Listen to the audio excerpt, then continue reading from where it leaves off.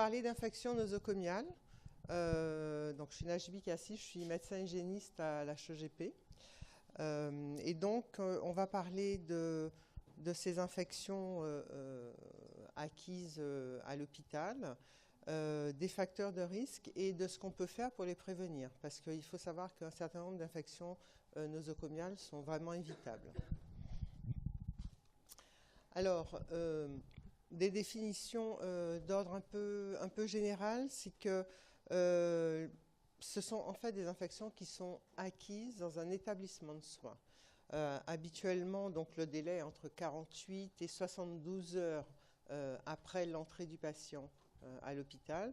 Alors évidemment, s'il s'agit d'une rougeole et que 48 heures après, il déclare une rougeole, évidemment, ça ne peut pas être une infection nosocomiale puisque le délai d'incubation de la maladie, elle est bien supérieure à 48 heures. Donc voilà, donc il faudra toujours faire attention à cela. Et puis, ça peut être acquis pendant le séjour, comme là, par exemple, actuellement, on a des grippes nosocomiales, c'est la saison des grippes. Les patients y rentrent sans grippe, ils restent une semaine à l'hôpital et puis ils acquièrent des grippes parce que le personnel ou la famille leur transmet la grippe. Alors, il y a quand même deux exceptions qui sont donc les infections du site opératoire. Donc, on considère que le délai est de 30 jours pour parler d'une infection du site opératoire, donc une infection nosocomiale qui est liée à l'intervention. Et puis, pour tout ce qui est prothèse à implant, on va jusqu'à 1 an. Puisqu'un certain nombre d'infections, en particulier à des germes comme les staphylocoques à coagulase négative, ce sont des infections qui se déclarent très tardivement. Alors, donc là c'est une diapo un peu chargée, mais tout simplement pour vous dire, avant on ne parlait que d'infections nosocomiales et donc d'infections qui étaient acquises à l'hôpital. Maintenant, on parle d'infections associées aux soins, donc c'est une définition qui est beaucoup plus large, et c'est en fait une infection qui va survenir au découp d'une prise en charge, peu importe, qu'elle soit diagnostique, donc dans un cabinet radiologique, qu'elle soit thérapeutique, qu'elle soit préventive, éducative, à partir du moment où le patient a eu un contact avec des professionnels du soin, on parle d'infection associée aux soins, s'il ne l'avait pas avant et qu'il l'acquiert après. Alors, donc ça peut être aussi dans un cabinet de médecine générale. Voilà, donc ça peut être une infection associée aux soins dans ce cas. Alors, autre chose qui change, c'est que ça concerne à la fois le patient, donc le patient, le malade, mais ça peut aussi concerner quelqu'un qui le visite, ou ça peut aussi concerner les professionnels de santé. Alors, l'infection nosocomiale, elle est vraiment associée, elle fait partie des infections associées aux soins, et en fait on parle d'infection nosocomiale quand c'est une infection qui est acquise vraiment dans un établissement de santé, une clinique, un hôpital. Alors, c'est très compliqué de définir les infections nosocomiales. C'est vrai que quand on a des plaintes, c'est pas toujours très simple de dire voilà, c'est sûr, c'est une infection nosocomiale. Bon, pour certaines infections comme les infections du site opératoire, c'est vrai que c'est pas très compliqué.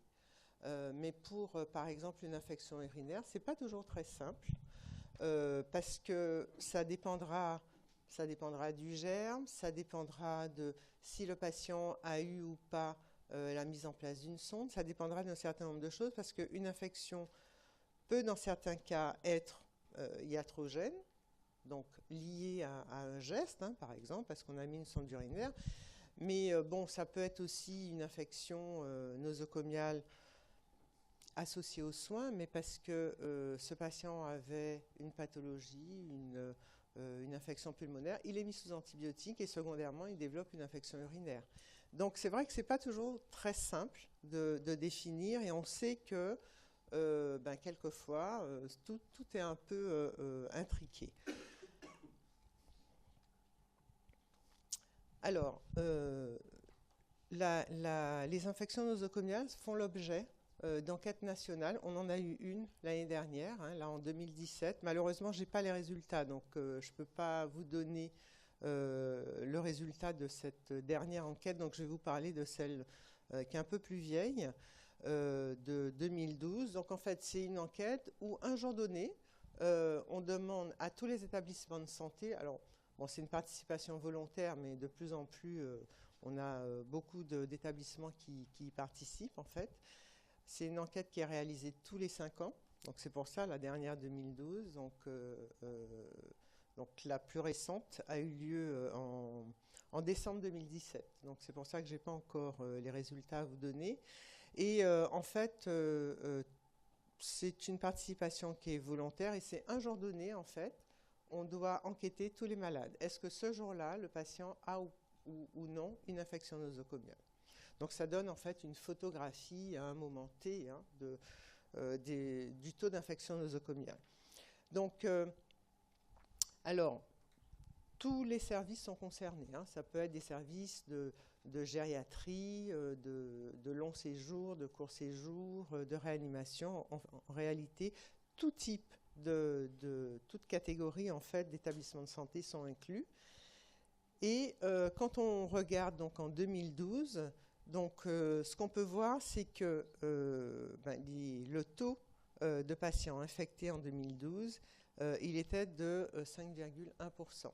D'accord? Donc finalement, un jour donné, 5% des patients avaient une infection nosocomiale. Donc c'est pas rien, mais c'est beaucoup mieux que l'enquête qu'on avait eue avant où le taux d'infection était autour de 10%. Donc c'est vrai qu'on a quand même diminué de moitié. On espère avoir encore diminué de moitié en 2017, mais bon, je vous dirai ça au prochain cours. Et en fait, pour ce qui concerne les infections nosocomiales, donc 5,3%, évidemment c'est un peu plus parce qu'un patient peut avoir fait 2 infections nosocomiales pendant son hospitalisation. Alors, où est-ce qu'on les trouve en fait ces infections nosocomiales? Donc globalement dans tous les services, mais évidemment là où on en trouve le plus, c'est en réanimation. Pourquoi? Parce que c'est là où effectivement les patients sont le plus techniqués. Ils ont des sondes urinaires, ils ont des cathéters, ils sont intubés, donc ils ont tout en fait pour faire des infections nosocomiales. Après, donc vous voyez, ce sont services de médecine et chirurgie qui sont quand même quasiment au coude à coude. Alors, on a ce qu'on connaît moins bien, c'est qu'effectivement, dans les services de soins de suite, on a des infections nosocomiales. Alors, c'est majoritairement, évidemment, dans les services de court séjour. Alors, quels sont en fait ces facteurs de risque qui font que certains patients font une infection nosocomiale et pas d'autres? Eh bien, c'est des choses qui sont maintenant bien connues. C'est qu'on sait qu'à partir du moment où on a un dispositif invasif, on augmente le risque d'infection nosocomiale. Alors, évidemment, la ventilation mécanique, donc ça, on retrouve ce facteur de risque dans les réanimations. La sonde urinaire, vous voyez, en deuxième position. Les cathéters et le fait qu'on ait au moins un dispositif invasif.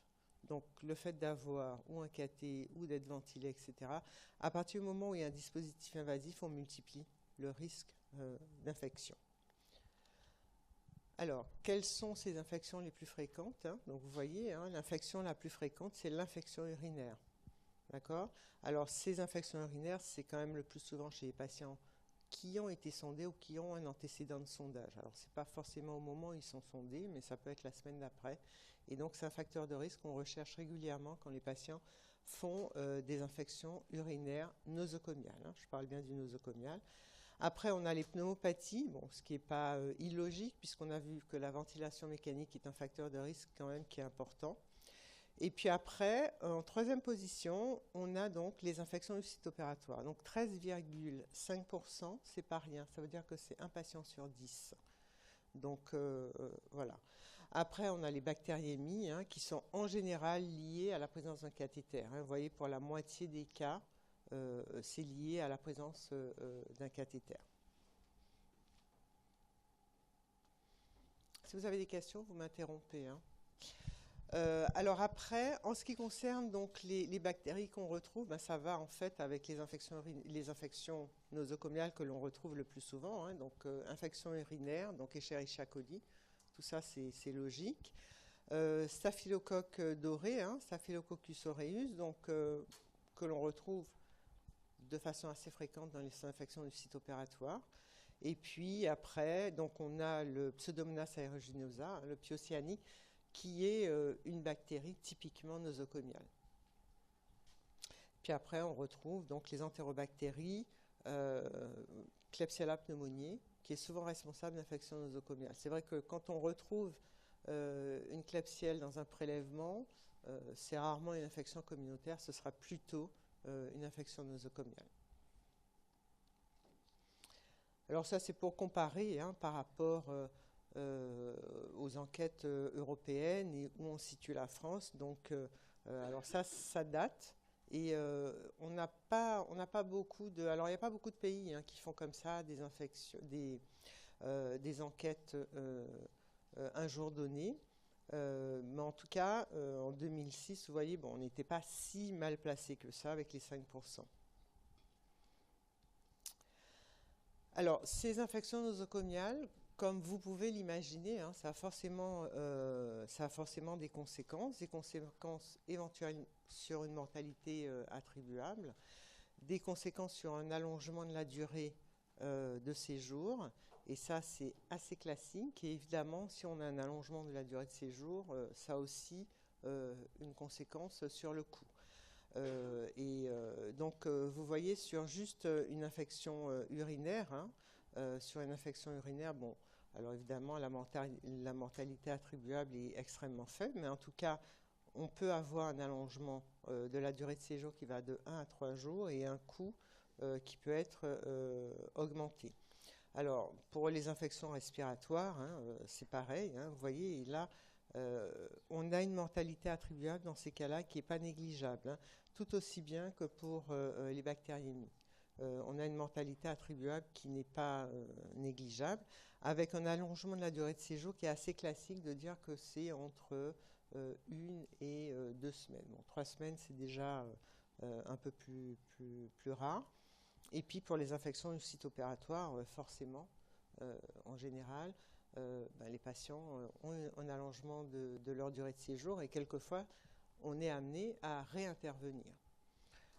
Donc, ce qu'il faut que vous sachiez, c'est que dans toutes les spécialités, en fait, chirurgicales, en général, on demande, alors les collégiales hein, de chaque spécialité demandent de suivre une infection à l'année qui est en fait représentative. C'est souvent des interventions qui ne sont pas censées entraîner d'infection, comme par exemple une intervention sur la hernie inguinale. En général, on doit avoir un taux d'infection qui doit approcher 0.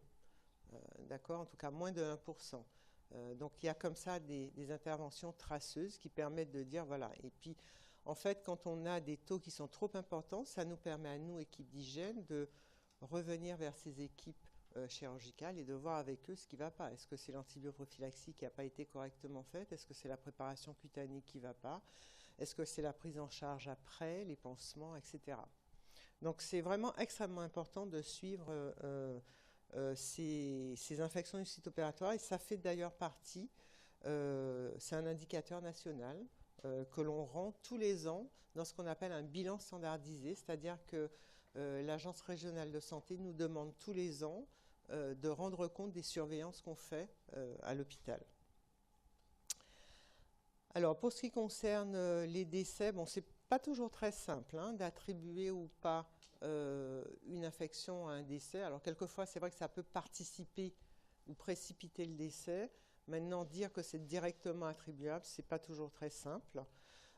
Donc avec une contribution directe, en 2012 on parlait de 4200 décès par an, bon, ce qui n'est pas négligeable.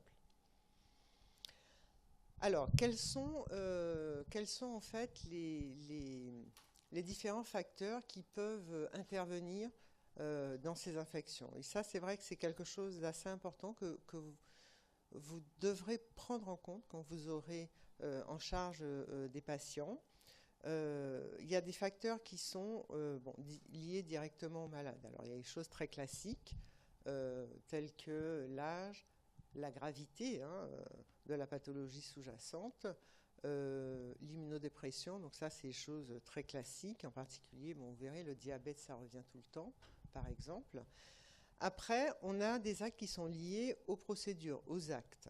Et ça, c'est sûr que c'est extrêmement important parce qu'un patient qui n'a pas eu d'acte, en général, a moins de chances de faire une infection nosocomiale que les autres.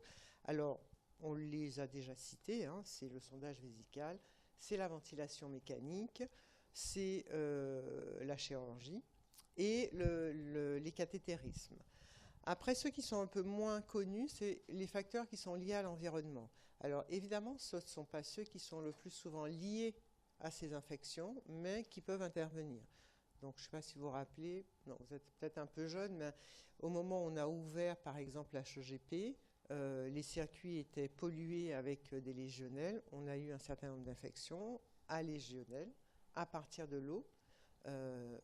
Les patients avaient inhalé lors des douches de la légionnelle, et donc ça peut, chez certains patients, avoir des conséquences très graves, en particulier chez les patients immunodéprimés. Donc ça a entraîné en fait des pneumopathies qui étaient assez graves chez certains patients, et il y a eu des décès.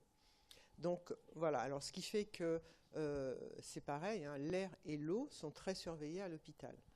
Dans un bloc opératoire, vous êtes déjà allé faire des stages, vous savez que l'air est maîtrisé, qu'on a un circuit d'entrée et de sortie des patients, qu'on ne s'habille pas n'importe comment pour entrer dans un bloc opératoire, mais tout ça, il y a des raisons.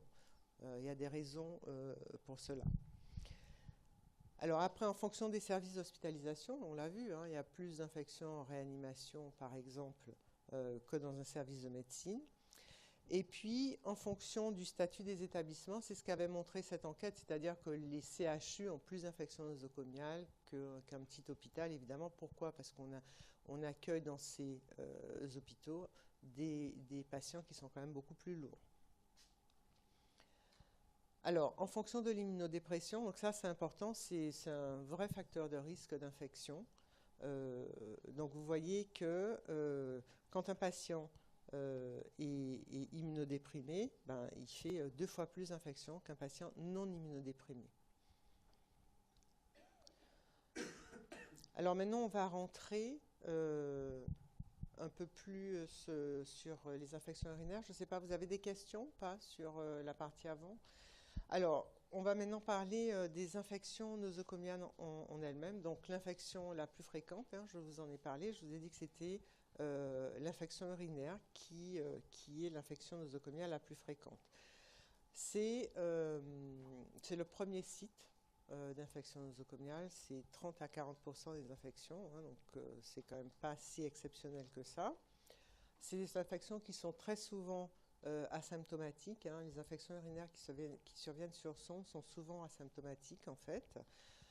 Et donc comme je vous ai dit, liées au sondage vésical. Alors, on parle de bactériurie, hein, donc ça c'est important, c'est des définitions microbiologiques. Donc c'est plus de 10 puissance 5 bactéries par millilitre et associé à plus de 10 puissance 3 leucocytes par millilitre.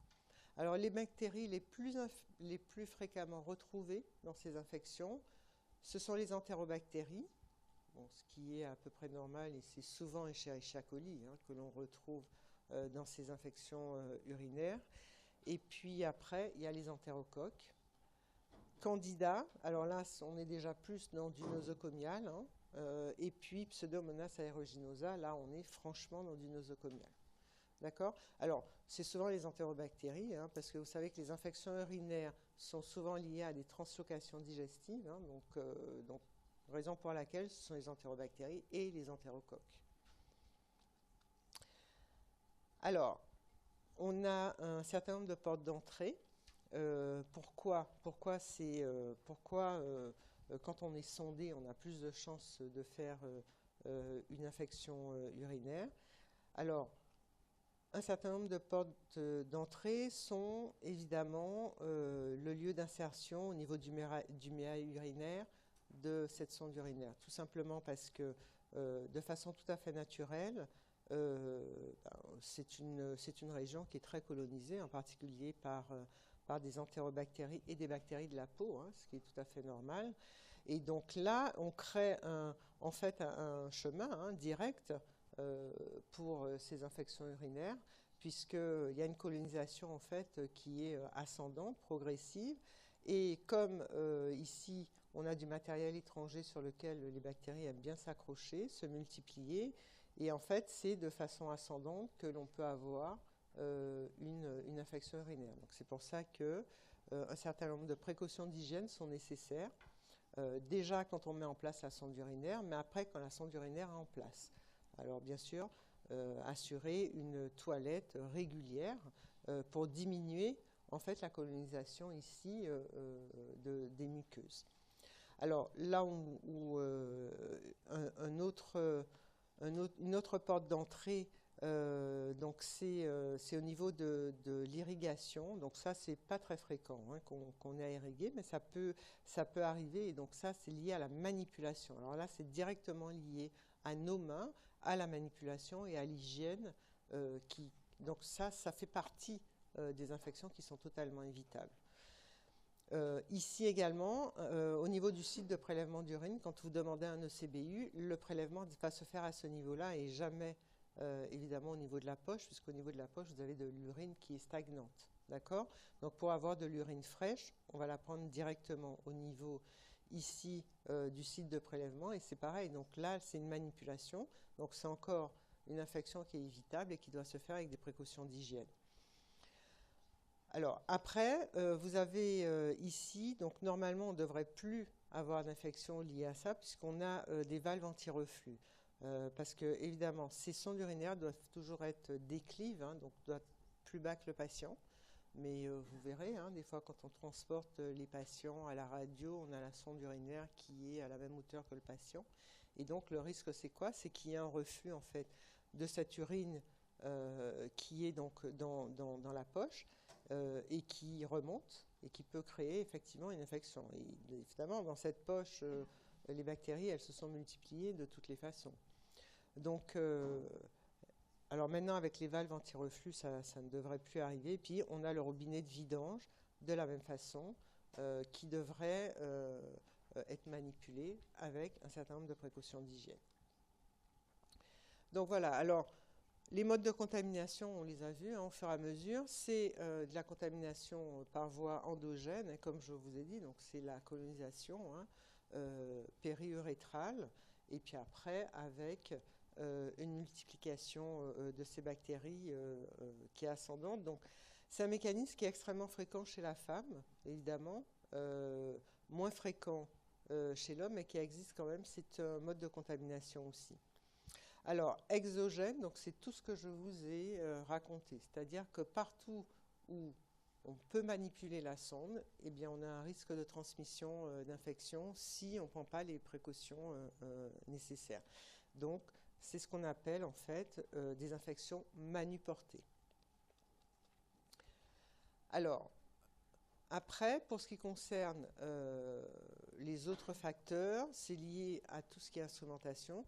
Donc l'endoscopie, évidemment, c'est un facteur de risque d'infection ou la chirurgie. D'autant plus que très souvent, après, en particulier les résections endoscopiques de prostate, par exemple, ou les chirurgies sur la prostate, très souvent, on laisse en place une sonde urinaire. Et on sait que chez ces patients-là, il y a plus souvent des infections urinaires que chez les autres. Donc c'est quelque chose qui est relativement connu parce que en fait on a déjà manipulé au niveau donc du tractus qui n'est pas forcément stérile, d'accord, et donc le fait de manipuler, le fait d'introduire une sonde, le fait de faire de la chirurgie et de laisser après en place une sonde, on multiplie en fait les facteurs de risque d'infection. Donc c'est des patients pour lesquels on surveille l'urine parce qu'ils font plus souvent des infections que les autres. Donc c'est un facteur de risque d'infection. Et après, donc, on a vu donc, le sondage urinaire, très clairement. Alors, il y a de moins en moins d'infections sur sondage urinaire parce qu'on a mis en place un certain nombre de techniques de pose, d'asepsie. Donc, c'est vraiment, ça se fait avec une asepsie qui est rigoureuse. C'est des gants stériles, c'est un champ stérile. C'est une préparation cutanée qui doit être minutieuse. Mais ce qu'il faut savoir, c'est que ces sondes urinaires, il faut les manipuler le moins possible et qu'il faut surtout les enlever dès que ce n'est plus nécessaire. On sait très bien que le risque augmente avec la durée.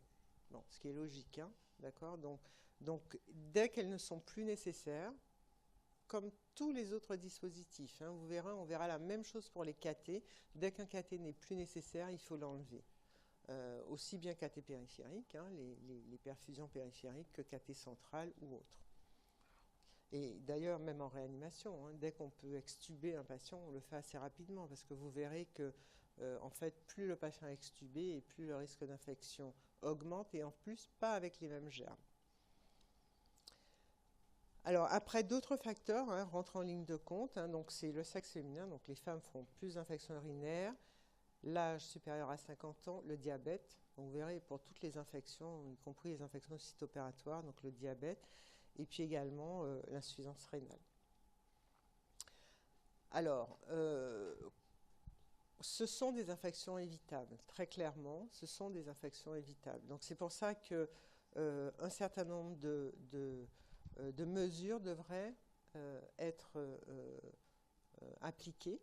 Et c'est des choses que vous devez garder en fait en tête. Hein. C'est voilà, limiter les indications. Et puis, il y a des alternatives au sondage permanent. Alors vous verrez que quand vous travaillerez en gériatrie, chez les patients incontinents, quelquefois on est amené à mettre une sonde parce que c'est plus pratique que de faire d'échanges. Donc il ne faudra pas que vous cédiez à cela parce que vous verrez que, alors c'est vrai chez certains patients qui ont des escarres, qui ont des infections, on vous demandera de mettre en place une sonde. C'est vrai que quelquefois ça peut aider à la cicatrisation par exemple d'un escarre sacré, que ça ne baigne pas dans l'urine. Mais il faut qu'au moment où ce n'est plus nécessaire, que vous arrêtiez, que vous demandiez d'enlever ces sondes. Voilà, donc il faut vraiment limiter les indications de la sonde. Après, donc vous verrez en neurologie, par exemple, chez les patients qui ont des problèmes de neurologie, il y a des alternatives au sondage permanent. Maintenant, de plus en plus, vous savez, avec l'éducation thérapeutique, on apprend aux patients à faire des autosondages. Et on sait que chez ces patients-là, il y a moins d'infections que chez les patients chez qui on met à demeure des sondes. Alors, pendant le sondage, donc on en a déjà parlé, hein, respecter l'asepsie, d'accord, avec une bonne antisepsie, comme on doit la faire d'ailleurs quand on fait un ECBU. Et puis, le respect du système clos. Donc maintenant, toutes les sondes urinaires maintenant sont d'un seul tenant. Donc on ne peut pas, parce qu'avant c'est ce qui se passait, c'est-à-dire que on désemboîtait. Et là, évidemment, on expose à l'extérieur, donc on expose à l'infection urinaire. Donc maintenant, ce sont des sondes qui sont d'un seul tenant, donc on ne peut plus... ça forme vraiment un système clos. Et puis, voilà, donc je vous ai dit, hein, après le sondage, il faut surtout donc respecter ce système clos et puis enlever la sonde dès que possible. S'il y a quelque chose qui peut... faire que vos patients ne fassent pas d'infection urinaire sur sonde, c'est que dès qu'elle n'est plus nécessaire, on l'enlève. Et c'est pareil, hein, la poche de drainage, toujours en position déclive. Donc là, je vous le dis, maintenant, quand vous passez dans vos stages et que vous verrez vos patients qui sont sondés, faites bien attention à ça et vous verrez que quelquefois, la poche, elle est accrochée quasiment à la même hauteur que le patient.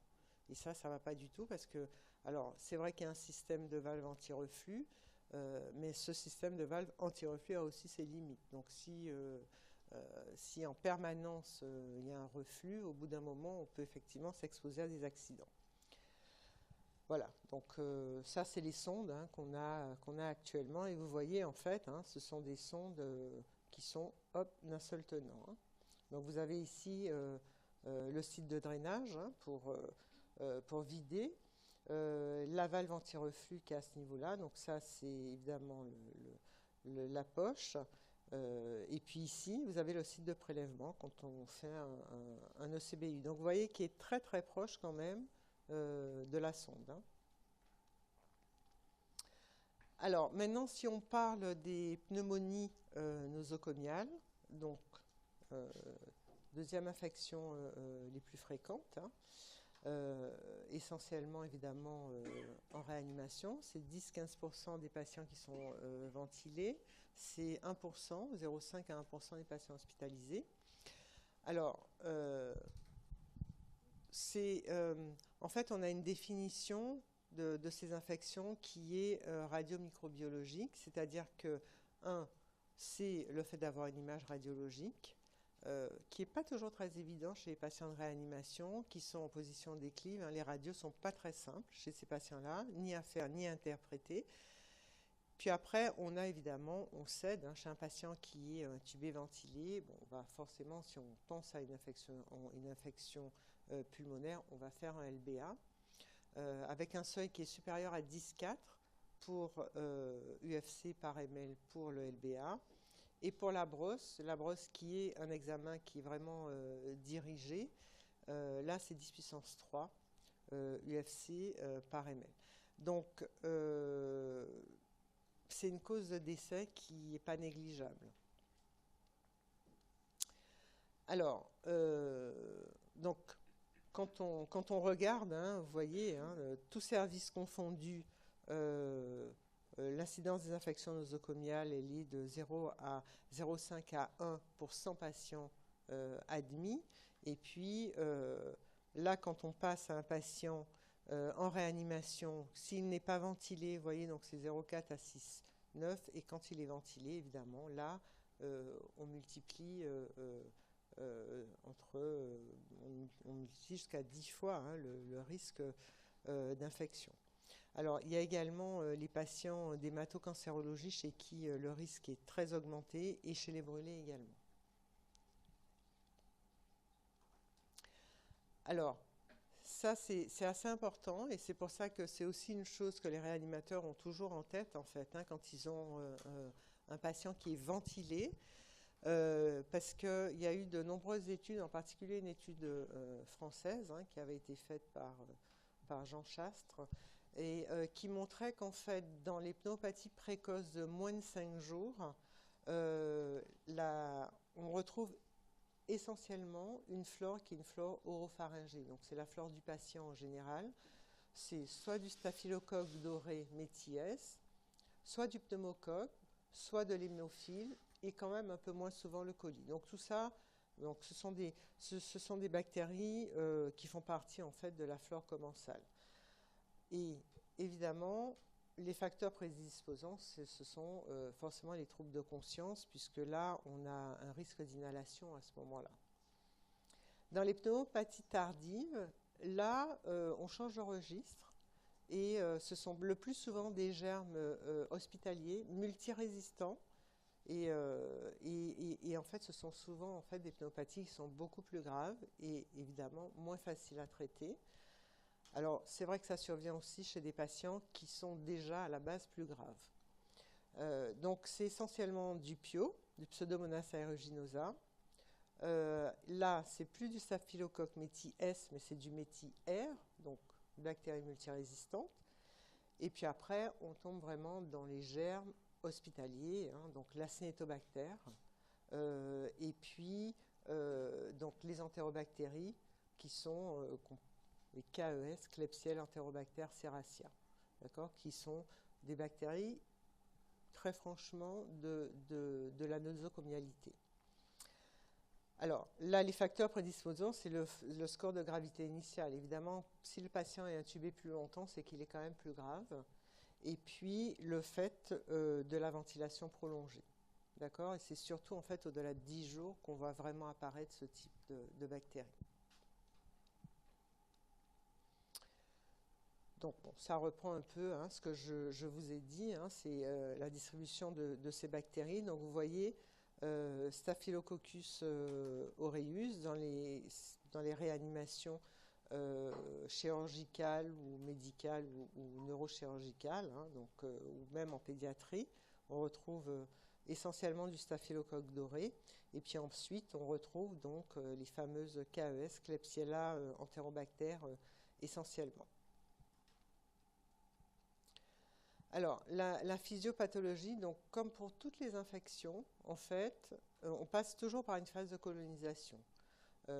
Donc, en fait, cette colonisation, elle se fait essentiellement par le fait qu'on puisse avoir un certain nombre de conditions prédisposantes. Donc, on a une colonisation normale hein, du carrefour aérodigestif. Et puis, en fait, on a ce qu'on appelle des micro-inhalations. Ces micro-inhalations qui sont d'autant plus fréquentes chez les gens qui sont intubés. D'accord, parce qu'on n'a plus le réflexe. Hein, donc, on a des espèces de micro-inhalations. Et ces micro-inhalations, eh ben, ce qu'elles vont entraîner, c'est une colonisation des voies respiratoires inférieures. Et pour une raison ou une autre, hein, ce n'est pas du systématique, mais pour une raison ou pour une autre, parce que localement, on a une immunosuppression, parce que le patient est mis transitoirement sous corticoïdes, ou parce que, pour tout un tas de raisons, eh bien, voilà, on a développement en fait d'une pneumopathie. Et en général, c'est souvent cette espèce de colonisation rétrograde. Hein, c'est pour ça que c'est le mécanisme des pneumopathies d'inhalation. Hein. Quelqu'un qui fait un malaise, on vous dit toujours, voilà, il faut éviter qu'il inhale, donc on doit relever la tête pour qu'il puisse ne pas inhaler. Donc c'est franchement exactement le même mécanisme. Et puis après, il y a le rôle de l'environnement, parce que, alors même si maintenant on a des procédures qui sont de plus en plus en circuit clos, le fait de manipuler ces patients, de manipuler les sondes, de faire des prélèvements, de faire des aspirations, ben là, on peut, à partir du moment où on manipule, il y a un risque d'infection. Et l'environnement joue un rôle. Donc, vous avez vu hein, la photo qu'il y avait juste avant, la première photo que je vous ai montrée. Donc, tout ce matériel, évidemment, c'est du matériel qui est dans l'environnement, qui est un environnement déjà qui est un peu hostile. Hein, dans les réanimations, on sait très bien que la flore en général, c'est pas du staphylocoque doré méties. Hein, d'accord. Donc tout ça, c'est déjà dans un environnement avec des patients qui sont souvent sous antibiotiques. Donc il y a une espèce de pression de sélection dans les réanimations qui fait que le risque environnemental n'est pas négligeable. Alors, donc, quels sont les facteurs qui favorisent la colonisation oropharyngée? Alors, il y a en particulier le fait que les patients aient des pathologies pulmonaires chroniques. Bon, ça paraît évident. L'antibiothérapie antérieure, évidemment, parce qu'à partir du moment où un patient a reçu des antibiotiques, on modifie sa flore. Hein. Donc, il aura plutôt une flore résistante, pas toujours, mais plutôt, puisque il a été mis sous antibiotiques et bon, ben, alors toutes les bactéries qui sont sensibles à cet antibiotique seront détruites. Donc on fait émerger des bactéries résistantes. Il y a le diabète, qui est classique. Alors évidemment, la présence de la sonde hein, d'intubation, hein, c'est exactement la même chose que pour la sonde urinaire. Hein. On a un dispositif sur lequel s'accrochent bien les bactéries. La dénutrition, c'est extrêmement classique. Et puis, la mauvaise hygiène bucco-dentaire. Donc, c'est pour ça que, évidemment, parce que les patients, ils vont inhaler quoi? Ils vont inhaler ce qu'il y a aussi dans leur bouche. Donc, c'est pour ça qu'il y a des soins en réanimation bucco-dentaire.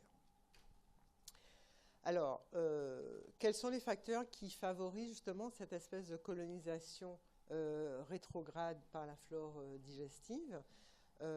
C'est la présence de la sonde, hein, puisqu'on n'a plus le réflexe, le fait qu'il y ait la sonde, le fait qu'on ne déglutit pas, donc on n'a pas impossibilité de boire, l'usage des morphiniques et des curares, puisque là, évidemment, à partir du moment où le patient est curarisé, il n'a plus beaucoup de réflexes musculaires.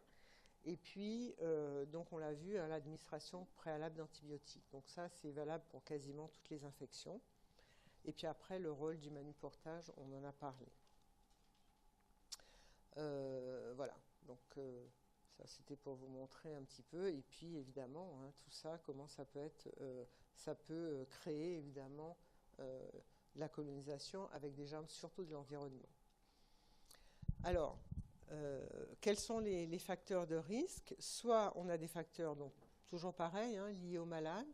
Donc c'est un peu les mêmes, hein, c'est l'âge, l'immunosuppression, les BPCO, le coma et la gravité du patient à l'arrivée. Donc lié à l'intervention, donc ça on l'a vu, hein, les sédatifs, les curarisants, les antibiotiques dans les jours précédents. Alors on sait que la chirurgie thoracique ou abdominale effectivement favorise, puisque en fait souvent ces patients-là sont curarisés parce que douloureux, et donc on a moins de réflexes. Les antiacides, oui, parce qu'en fait, les patients qui sont intubés, très souvent, on les met sous antiacides parce que ça crée un stress, d'accord? Et ce stress peut entraîner des ulcères qui peuvent être graves. Et donc, malheureusement aussi, l'effet pervers des antiacides, c'est que ça diminue l'acidité de l'estomac, et justement, c'est cette acidité de l'estomac qui permet de tuer les bactéries. Donc, voilà.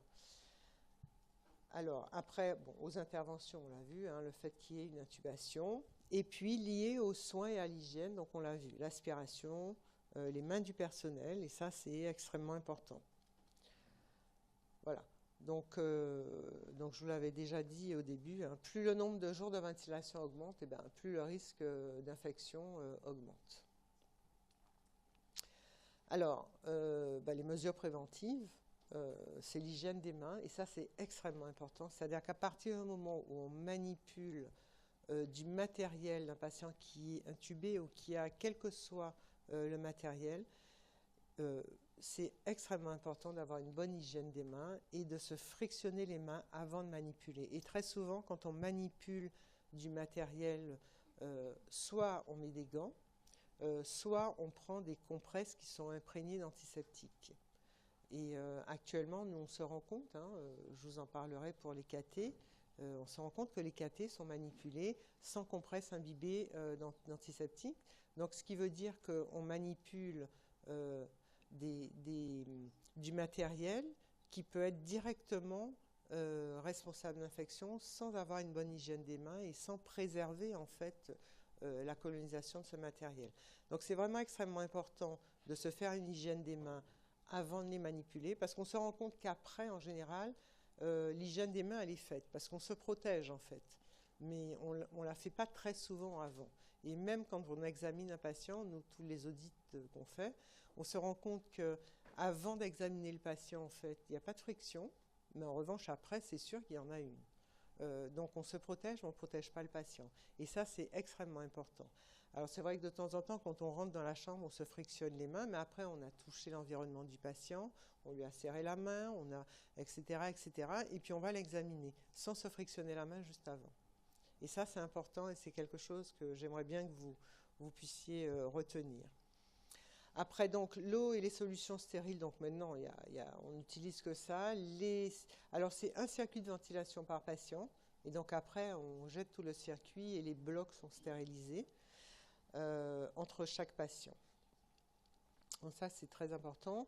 Sinon, pour ce qui concerne donc, le risque infectieux là, qui est endogène, hein, donc qui est lié au patient, pour ce qui concerne donc l'inhalation, en particulier toutes ces micro-inhalations, on met le patient en position semi-assise.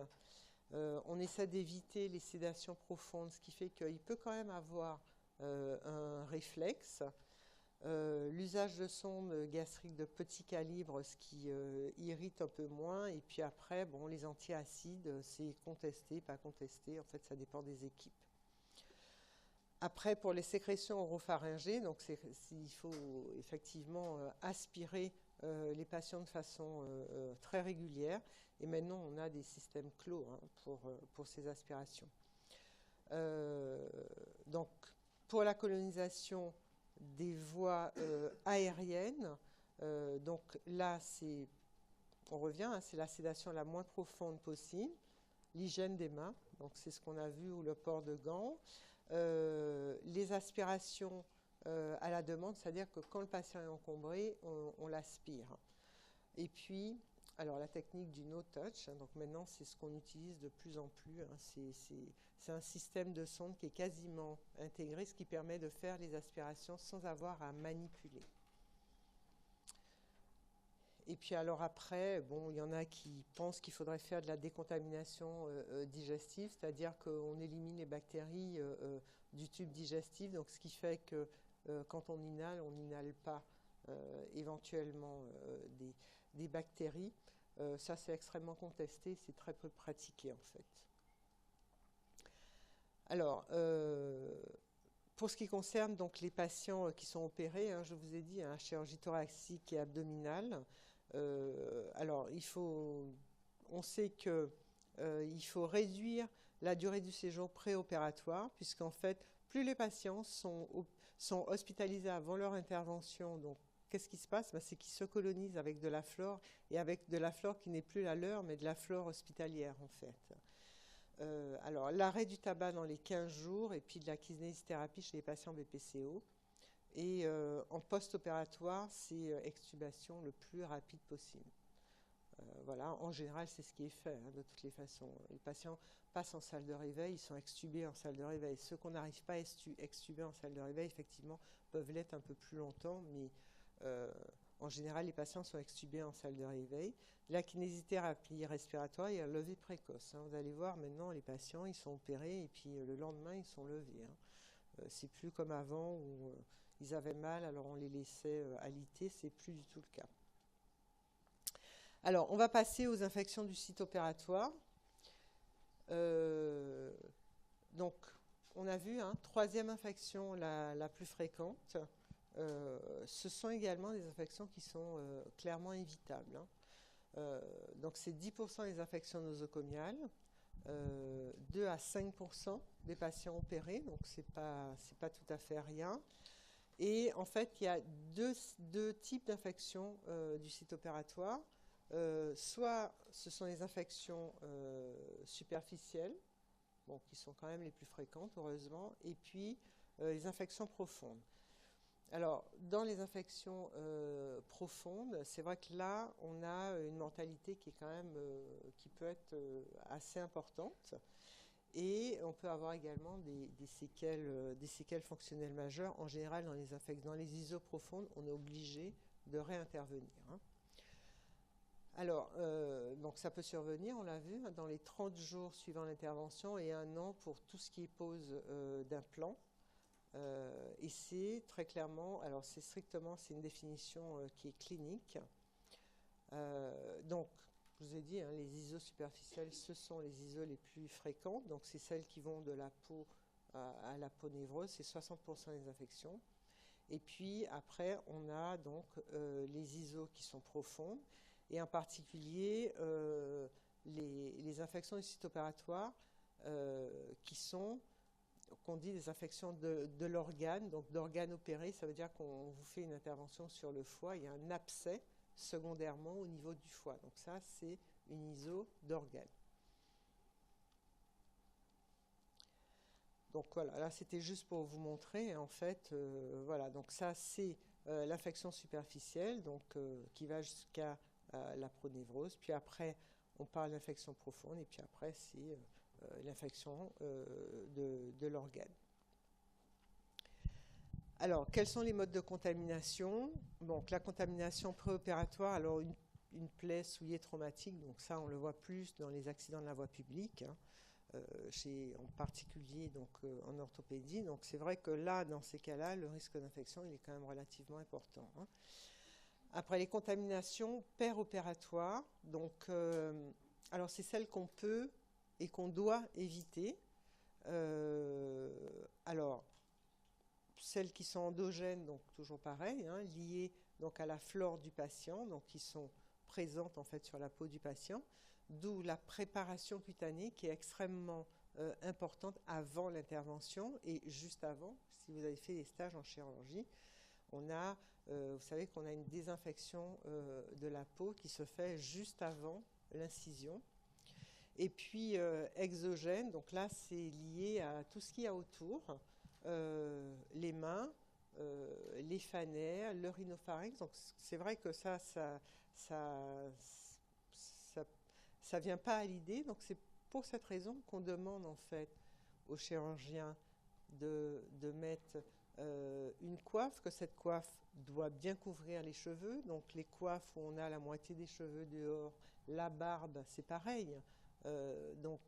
C'est vrai qu'on est au-dessus du champ opératoire. Donc si on a les cheveux à l'air, si on a la barbe à l'air, eh ben, on a un risque de transmission des bactéries de la peau en fait, ou des cheveux. Donc ça, c'est extrêmement important. Donc le masque, pareil, hein, parce qu'on est directement au-dessus du champ opératoire, un champ opératoire qui est bien ouvert, et puis l'air ambiant, ce qui est aussi extrêmement important, et c'est pour ça qu'on demande qu'autour du champ, strictement autour du champ opératoire, que les gens ne s'agitent pas, qu'ils ne bougent pas en permanence, etc., puisqu'en fait, on mobilise des poussières en permanence qui sont juste au-dessus du champ opératoire. Et c'est pour cette raison hein, que vous avez de l'air traité d'ailleurs hein, dans les blocs opératoires. Alors, évidemment, l'environnement, c'est ce qui est le moins souvent impliqué dans les infections du site opératoire, mais on a eu récemment, par exemple, une épidémie de mycobactéries chez les patients qui étaient opérés en cardiologie, tout simplement parce qu'on a des générateurs thermiques et que ces générateurs thermiques, en fait, ils fonctionnent avec de l'eau, puisqu'il y a de l'eau qui chauffe. Et ce qu'on s'est rendu compte, c'est qu'on avait une vaporisation en fait de mycobactéries qui sont des bactéries de l'eau, hein, qu'on trouve même dans l'eau qu'on boit en fait. Et quand ces générateurs étaient dirigés finalement vers le champ opératoire, ben, ça tombait dans le champ opératoire. Et en fait, on a eu des patients, en France, il y a eu 2 cas décrits, mais en Allemagne, il y en a eu une vingtaine, aux États-Unis aussi, de patients qui ont fait des infections post-opératoire. En plus, ce sont des infections lentes. C'est des bactéries qui poussent assez lentement. Et donc, on a eu des patients qui ont fait des infections du site opératoire avec ces mycobactéries. Donc, l'environnement joue aussi un rôle. Alors, ce n'est pas l'essentiel. L'essentiel, c'est la préparation cutanée du patient. C'est l'hygiène que l'on a dans les blocs opératoires. Bien mettre la coiffe. Donc, quand on voit, par exemple, on fait nos audits au bloc opératoire, qu'il y en a qui ont le masque là, je ne sais pas pourquoi ils l'ont d'ailleurs, en dessous, ben, ça ne sert plus à rien, puisque le masque, justement, ça sert à éviter, parce que quand on parle, quand on bouge, quand on parle, on ne se rend pas compte, mais on postillonne en permanence, on postillonne ce qu'on a dans la bouche, en fait. Donc on a des bactéries de façon tout à fait normale et naturelle. Et ça, même quand on bouge, on ne s'en rend pas compte non plus. Je pense que je vous ai peut-être mis une photo. Je ne sais pas si je vous ai mis une photo, on va voir. Mais c'est important, en fait, quand on bouge, on mobilise en permanence de la poussière autour. Et plus on bouge, et plus on bouge vite, plus on mobilise en fait des poussières. Alors après, on a des facteurs locaux qui sont la nécrose tissulaire. Alors forcément, évidemment, ça expose à l'infection du site opératoire. Donc là, c'est vrai que c'est déjà plus compliqué. Tout ce qui est sérosité, le fait de mettre un corps étranger, un implant, hein, c'est sûr que là, on a plus de risques. D'où, si vous voulez, des mesures d'hygiène encore plus strictes. Hein, et puis, l'inoculum bactérien, s'il est important au départ, eh bien, effectivement, on a plus de risques de faire une infection. Et également la mauvaise vascularisation, parce que si le site est mal vascularisé, mal oxygéné, on a un risque de nécrose, et la nécrose, évidemment, c'est le lit de l'infection. Voilà, donc un schéma que j'ai trouvé assez intéressant, en fait, qui vous montre un peu les déterminants des infections du site opératoire. Donc, c'est la concentration microbienne et la virulence de ces bactéries, puisque toutes les bactéries n'ont pas quand même le même degré de virulence, les dégâts tissulaires qui jouent un rôle, le fait qu'il y ait du matériel étranger, et puis les résistances aux antibiotiques périopératoires, puisque vous savez que l'antibioprophylaxie, elle est systématique pour les interventions. D'ailleurs, c'est ce qui a fait diminuer de façon drastique les infections du site opératoire. C'est le fait d'avoir mis en place l'antibioprophylaxie péropératoire. Et puis de l'autre côté, on a aussi l'immunité locale et générale du patient, et puis tout ce qui est donc l'antibiotique périopératoire. Donc c'est pour ça que les dossiers des patients doivent être bien examinés. Et avec tout ça, on peut évaluer le risque de survenue des infections du site opératoire. Alors après, on a des facteurs généraux, ce qu'on appelle les scores ASA, hein, ce sont des scores cliniques. Soit c'est un score clinique qui est normal, soit on a une atteinte d'une grande fonction. Il y a la malnutrition, l'obésité, l'âge extrême, le diabète, l'immunosuppression, donc ça c'est toujours les mêmes choses. L'état de choc et on l'a vu avant, l'hospitalisation préopératoire prolongée. Alors dans les facteurs opératoires maintenant, il y a le type d'intervention et notamment la classe de contamination propre à salle. Donc en fonction des interventions, on les classe de propre à salle. La durée de l'intervention, donc en fonction des interventions, on a une durée moyenne de l'intervention et on sait que quand on dépasse cette durée, on sait que le risque d'infection augmente. La préparation cutanée, donc là je vous en ai beaucoup parlé. Il y a l'expérience de l'opérateur également. Donc les enquêtes montrent généralement effectivement qu'un opérateur expérimenté, avec lui, il y a quand même moins d'infections. Mais pas que, hein, c'est pas non plus l'essentiel. La qualité de l'air dans la salle d'opération, l'antibioprophylaxie qui est extrêmement importante. Le fait que ce soit une réintervention, évidemment, ça augmente le risque d'infection. Et puis le contexte de l'urgence. Quand on regarde les infections du site opératoire, les interventions en urgence, on a plus d'infections que sur une intervention qui est programmée. Alors, pour ce qui concerne la classification, hein, donc entre propre, contaminé, donc ça aussi c'est important, c'est ce qu'on appelle la classification d'Altmeyer. Donc la classe 1 c'est aseptique propre, donc il n'y a pas d'ouverture de viscères creux, donc les viscères creux c'est essentiellement le tube digestif. Il n'y a pas de traumatisme ni d'inflammation, donc c'est bon. La chirurgie cardiaque, c'est typiquement une chirurgie propre. Hein. La chirurgie orthopédique également programmée, évidemment, hein, pas l'AVP voilà. Et la neurochirurgie. Alors pour ce qui concerne la classe 2, c'est ce qu'on appelle la propre contaminée, c'est qu'on a là l'ouverture d'un viscère creux, mais avec une contamination qui est minime. Donc c'est typiquement donc, les exéreses pulmonaires, l'ORL, c'est ce qu'on appelle un peu la propre contaminée. L'appendicectomie, en général, il n'y a pas d'infection, hein, quasiment, c'est très exceptionnel, sauf si on a une péritonite appendiculaire. Là, on passe dans du contaminé. Et donc, alors, la chirurgie contaminée, évidemment, là, c'est traumatisme ouvert. C'est la rupture d'asepsie, c'est la contamination digestive. Donc c'est par exemple les voies urinaires ou biliaires infectées. Et puis après on a carrément donc la classe sale, hein, où là c'est les viscères perforés, c'est la péritonite, enfin bon voilà. Donc ou alors une intervention où on a du pus. Donc là, on passe à chirurgie sale.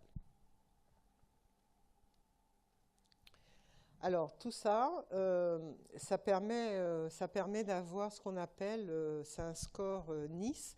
En fait, le score Nice, c'est un score qui permet de prévoir le risque infectieux.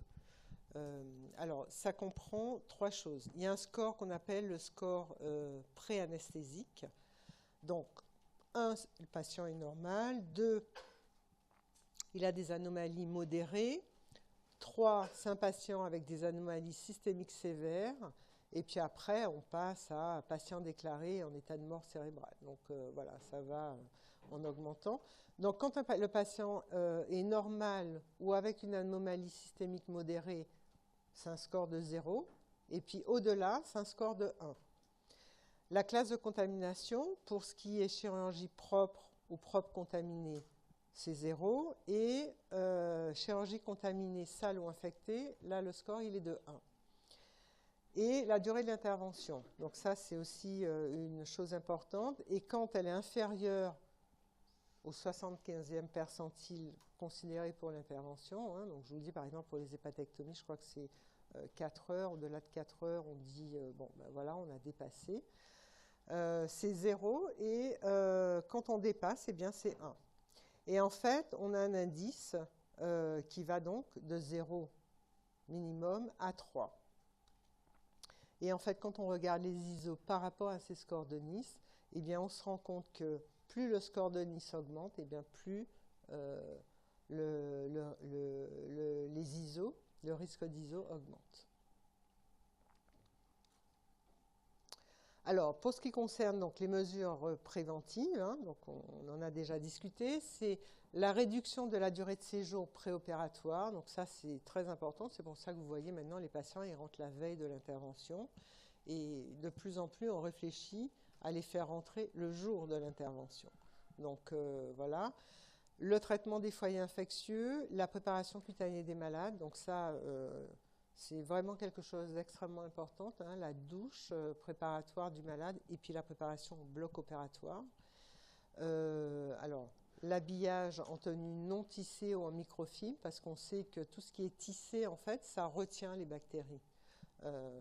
Et puis, donc, la double préparation cutanée, donc là, au bloc opératoire, avec, alors, la détertion. Donc, la détertion, c'est en fait le premier temps de la préparation cutanée au bloc opératoire, c'est qu'on lave en fait le patient avec du savon, on rince, on sèche. Donc ça décolle en fait les bactéries. Et puis après, on a une désinfection avec un produit alcoolique désinfectant. Alors, vous allez voir que maintenant, pour certaines interventions, qui sont des interventions donc, qui sont très courtes, de plus en plus, en fait, on fait de moins en moins la détertion, on fait directement une désinfection, sachant que le patient s'est quand même douché. Donc souvent, dans les chirurgies ambulatoires, on fait de plus en plus, ce sont des interventions de très courte durée. Donc on fait que de la désinfection et on fait quasiment plus de la détertion. En revanche, dans les interventions qui durent longtemps, on continue à faire de la détertion. C'est des nouvelles recommandations en fait, hein. Alors, l'habillage chirurgical, le lavage des mains, donc ça c'est extrêmement important. Le respect des règles comportementales en salle d'opération, j'ouvre, je ferme la porte. Alors plus on ouvre, on ferme la porte, moins le système d'aération de marche en fait fonctionne correctement, ou en fait il est moins efficace. D'accord ? Le fait de parler, le fait de bouger, donc je vais vous montrer des petites diapos après. Donc l'environnement du bloc opératoire, donc avec, donc on a vu, hein, de l'air filtré, le bio-nettoyage des locaux, hein, entre chaque patient, tout est nettoyé et on laisse le temps à la salle que l'air soit renouvelé, hein. Donc en général, entre deux patients, il y a à peu près une vingtaine de minutes entre le bio-nettoyage et le renouvellement de l'air. Et puis bien sûr le respect des circuits propres salles. Et ce qui est extrêmement important, c'est l'antibioprophylaxie, notamment dans les chirurgies propres, hein, où là, on doit avoir 0% d'infection. D'accord ? Donc, et ça, c'est très important. Et en fait, c'est vrai que les études ont montré, hein, qu'à partir du moment où on a introduit l'antibioprophylaxie, on a vu chuter les infections du site opératoire. Alors, voilà, c'est ça que je voulais vous montrer.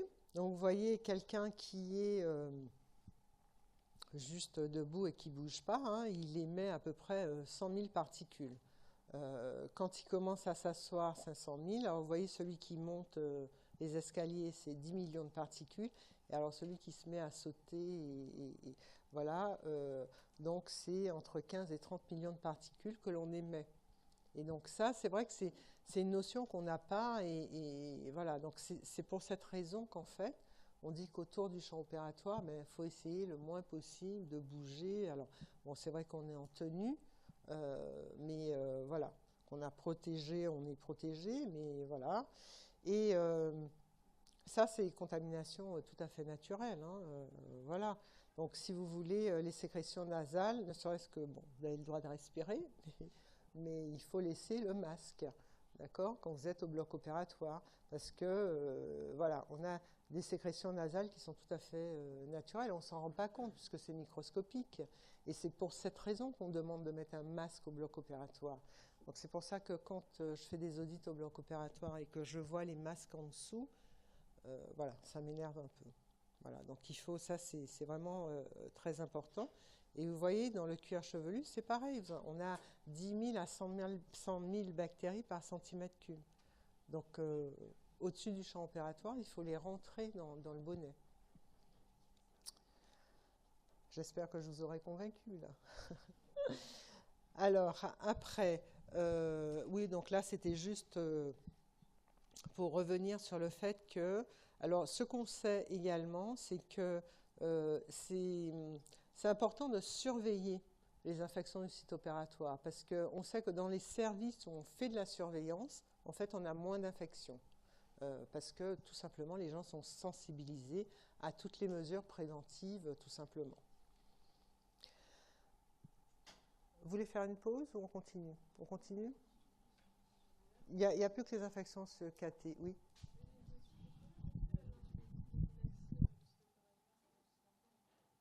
J'ai pas compris, excusez-moi. C'est-à-dire qu'en père opératoire, en fait, on enregistre ça aussi ou pas? Oui. D'accord. Alors, pour ce qui concerne l'antibioprophylaxie, c'est-à-dire qu'en père opératoire, quand le patient est induit, qu'on l'endort, en fait, quand on fait l'incision, on commence une antibiothérapie. Mais on dit que c'est une antibioprophylaxie puisqu'elle est arrêtée en fin d'intervention. Voilà.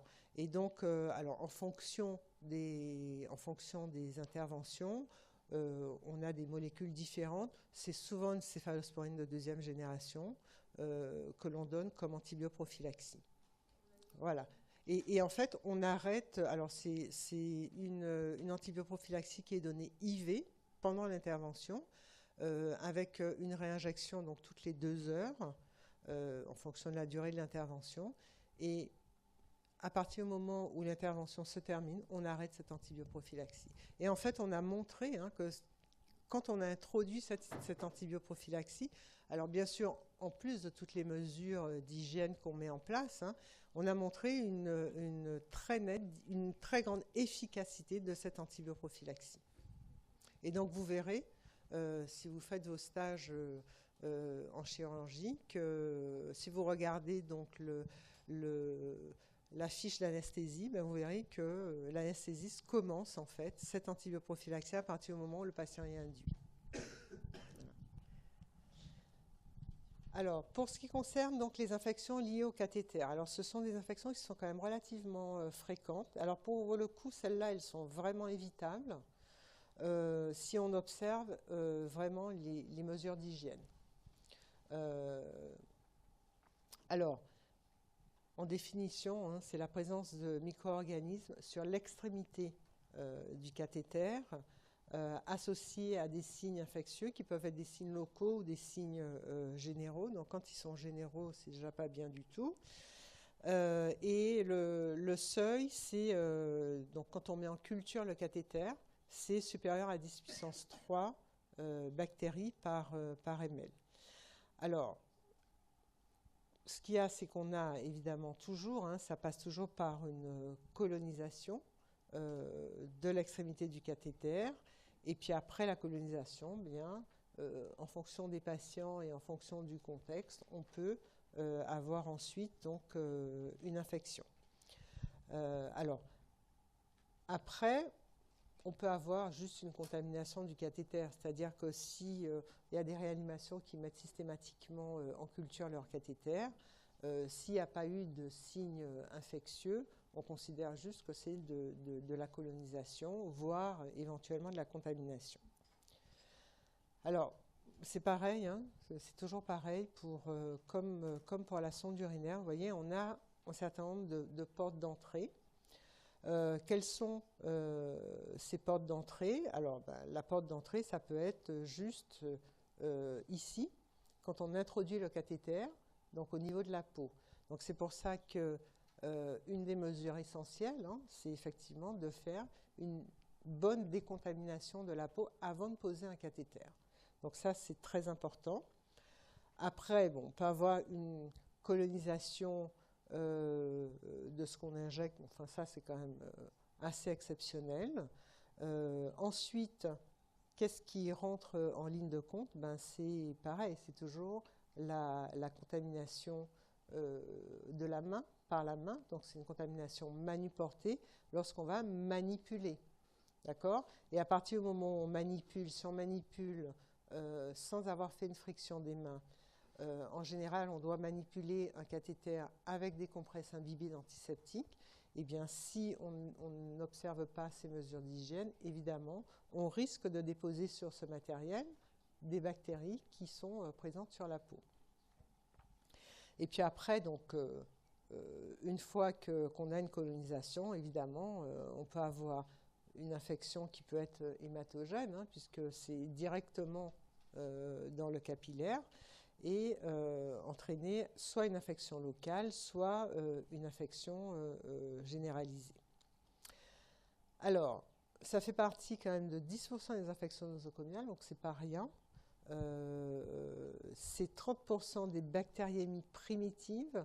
Ça veut dire que quand on dit bactériémie primitive, c'est-à-dire que c'est lié à la présence du cathéter. Et donc, on sait que plus le cathéter reste longtemps en place, évidemment, plus le risque infectieux augmente. Alors, les cathéters veineux périphériques sont ceux qui sont le moins responsables d'infection, moins de 1%, mais parce qu'on les laisse aussi moins longtemps. Ceci dit, on a régulièrement des patients qui ont... Alors, c'est souvent pas des infections qui sont bactériémiques, mais vous verrez, ce sont des patients qui font des lymphangites, donc ce sont des infections locales, et donc qui doivent être surveillées. Et c'est vrai que si vous avez un patient à qui vous avez prescrit, il est perfusé, vous devez tous les jours vérifier le point de ponction, parce que ça, les infirmières, elles ne le font pas forcément systématiquement. D'accord? Et si vous ne vérifiez pas quotidiennement le point de ponction, c'est vrai que le patient peut faire une lymphangite et ça passe inaperçu. Et ce qui est très important, c'est d'écouter le patient. Quand le patient vous dit j'ai un peu mal, même si ce n'est pas encore rouge, il faut l'écouter et regarder ce point de ponction. C'est vraiment très très important. Là, on a eu récemment dans un service plusieurs infections comme ça, des voies veineuses périphériques. Alors, il y a même eu un patient qui, à la suite de cette infection, a quand même fait une endocardite. Alors, ce n'est pas fréquent, mais quand ça arrive, on est drôlement embêté parce que c'est une infection qui est totalement évitable. D'accord? Si le point de ponction avait été surveillé, ça, c'est la première chose. Et la deuxième chose, une voie veineuse périphérique, c'est fait pour rester 2-3 jours. D'accord? Ce n'est pas fait pour qu'on perfuse le patient pendant 15 jours. Okay? Donc, si vous savez que c'est un traitement qui va durer, il faut vraiment réfléchir à comment on va perfuser le patient. Est-ce qu'il faut laisser une voie veineuse périphérique? Alors, ce qui est recommandé, c'est de changer de point de ponction tous les 4 jours, toutes les 96 heures. Alors, c'est quelque chose qui est également un peu contesté, de plus en plus contesté, parce qu'on dit que finalement, quand les patients ont un capital veineux qui n'est pas terrible, en particulier les personnes âgées, le fait de changer de point de ponction, on abîme beaucoup de veines en fait. Alors, ça, on ne le fait pas, d'accord, mais à condition que le point de ponction que vous allez garder, au lieu de garder 4 jours, vous le gardez 7 jours, mais qu'il soit surveillé. D'accord? Il faut le surveiller. C'est-à-dire que vous pouvez vous permettre de le faire, mais à condition de s'engager à bien faire attention, à bien demander aux infirmières, à les vérifier par vous-même. Je crois qu'il faut que vous preniez un peu cette habitude. Hein. C'est vrai que les infirmières vont dire non, non, ça va, mais bon, voilà. Allez vérifier par vous-même qu'effectivement, il n'y a pas d'inflammation au niveau du point de ponction, que le patient ne se plaint pas de douleur au niveau du point de ponction. Mais sinon, la règle pour les voies veineuses périphériques, c'est de changer tous les 4 jours. Sinon, les cathéters veineux centraux, donc c'est à peu près, ce sont les infections les plus fréquentes et qui sont... Alors, on surveille toutes les infections de cathéters dans les réanimations, parce que les cathéters veineux centraux, c'est en général les patients de réanimation. Et puis, cathéter artériel périphérique, là c'est déjà quand même moins fréquent et c'est également des patients de réanimation. Alors, quelles sont les bactéries le plus souvent impliquées? Ben, vous voyez, c'est les bactéries de la peau, hein. C'est staphylocoque coagulase négative. Donc, ça veut dire que là aussi, c'est quand même quelque chose d'évitable et que si on fait une antisepsie correcte de la peau et qu'on surveille régulièrement ces points de ponction, on peut aussi éviter ces infections. Après, on a le staphylocoque doré, hein, parce que ce sont les infections de la peau, candida. Après, les bacilles à gram négatif, hein, qui arrivent quand même également en bonne position, et puis bon, les autres bactéries. Mais c'est surtout, en fait, vous voyez, les staphylocoques à coagulase négative. C'est classique, hein. Même dans l'enquête de prévalence, c'était staphylocoque à coagulase négative et après c'était les entérobactéries. Alors, quels sont les facteurs de risque que l'on retrouve? Donc, toujours pareil, on va reprendre le même plan, lié au patient. Donc, c'est soit le petit, moins d'1 an, soit la personne âgée de plus de 60 ans.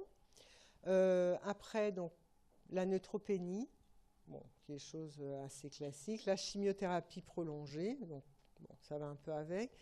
L'immunosuppression, les infections à distance, on peut avoir évidemment une colonisation secondaire, et l'altération des revêtements cutanés. Chez le brûlé, c'est un vrai problème. Après, lié aux soins, donc c'est ce qu'on a dit, ce sont les fautes d'asepsie, les manipulations des lignes de perfusion sans avoir fait de friction hydroalcoolique, sans compresse imbibée d'antiseptique. Et puis, alors évidemment, les pauses en urgence. C'est pour ça que classiquement, quand une voie veineuse a été posée aux urgences, très souvent quand ils arrivent dans le service, on change la voie veineuse parce que ça a été posé en urgence. On sait que là, évidemment, l'antisepsie est quand même un peu secondaire par rapport à l'urgence. On pose rapidement un cathéter. Donc, quand il arrive dans le service, là, classiquement, on doit changer le cathéter de place. Alors, après, ça peut être une collaboration aussi avec le service d'urgence, hein. Si ça n'a pas été posé en toute urgence, c'était pas un arrêt cardiaque, c'était pas voilà, une crise d'asthme extrêmement grave, on peut discuter et dire bon, on va peut-être le laisser. Mais en général, c'est vrai que classiquement on dit qu'un cathé qui a été posé aux urgences doit être changé. Alors pour le patient, c'est pas toujours très marrant, donc c'est pour ça que faut quand même discuter un peu avec les collègues des urgences, puis regarder le dossier clinique, hein. Vous avez une idée un peu de la façon dont ça s'est passé. Alors, le manque d'expérience de l'opérateur, et puis la nutrition parentérale. C'est vrai que la nutrition parentérale, c'est un facteur d'infection locale. Alors, lié au cathéter, donc c'est plus souvent, on l'a vu, hein, le cathéter veineux central et le site d'insertion. Alors, quand on a une insertion fémorale, elle s'infecte plus qu'une insertion jugulaire et plus qu'une sous-claviculaire. Donc c'est pour ça qu'en général, le site d'insertion en général sont sous-clavière, pardon, excusez-moi. Site d'insertion en général, on met en sous-clavier. Alors la durée du cathétérisme également, donc plus de 7 jours. Donc là, on sait qu'effectivement, on expose, hein, le patient à une infection. Et puis, les mauvaises conditions de pose, donc ça concerne essentiellement l'asepsie et l'urgence. Et puis les voies multiples, c'est pour ça qu'on essaie en général de mettre des voies uniques. Alors, donc là, c'était juste pour vous montrer un petit peu, hein, les complications et le pourcentage de fréquence. Donc pour ce qui concerne les ponctions jugulaires, sous-clavières ou fémorales, donc vous voyez, quand on fait les ponctions artérielles, là, elles s'infectent plus quand on les fait à ce niveau-là. Pour ce qui concerne les hématomes, vous voyez qu'ils sont plus fréquents en fémoral. Et quand on regarde au total donc les fréquences de complications, mais vous voyez bien que les complications les plus fréquentes sont avec les sites fémoraux. Donc généralement, on met rarement en fémoral. C'est vraiment un site d'urgence et puis quand on ne peut pas faire autrement. Alors c'est vrai que ça va plus vite à mettre en fémoral, mais c'est souvent un cathéter qu'on ne met pas très longtemps. Alors ça peut être pour une dialyse en urgence, etc. Mais en général, on met plutôt les cathéters centraux en sous-clavière. Alors, pour ce qui concerne donc, les cathéters veineux périphériques, sont ceux qu'on pose quand même le plus souvent. Donc, asepsie lors de la pose. Alors, on met maintenant des cathéters qui sont souples, donc ce qui fait que ça adhère quand même mieux à la veine. C'est des pansements semi-perméables transparents, ce qui vous permet de surveiller les points de ponction, et ça, c'est vraiment très important. Alors, c'est ce que je vous disais, on change le site toutes les 96 heures, mais bon, c'est vrai qu'il ne faut pas être non plus... il faut voir aussi avec le contexte, en particulier chez les personnes âgées qui ont un capital veineux qui n'est pas terrible, et donc là, effectivement, bon, faut quand même faire attention aux des patients de réanimation qui sont piqués, repiqués, repiqués. Donc voilà, mais la condition est forcément que vous surveillez. Et c'est pareil, donc toutes les manipulations doivent se faire avec des compresses imprégnées d'antiseptiques. Pour les cathéters veineux centraux, bon, c'est un peu pareil, c'est asepsie. Alors là, c'est une asepsie chirurgicale lors de la pose. C'est un champ stérile, c'est des gants stériles. C'est une antisepsie alcoolique. C'est des pansements transparents aussi qui vous permettent de les surveiller, avec des pansements qui sont changés toutes les 48-72 heures. Et évidemment, s'ils sont décollés, souillés, c'est extrêmement important de les surveiller. Avec un changement donc, des lignes qui se font toutes les 96 heures. Alors là, on ne change pas le cathé, mais on change les lignes. Et vous voyez, j'ai mis pas de changement systématique, parce que c'est quand même pas anodin. Et puis c'est pareil, c'est manipulation avec précaution, avec des compresses imprégnées. Voilà, on a terminé. Donc si vous avez des questions. Merci. Pas de questions. Donc je vous ai mis déjà le diaporama sur Moodle, d'accord? Donc vous l'avez déjà vu.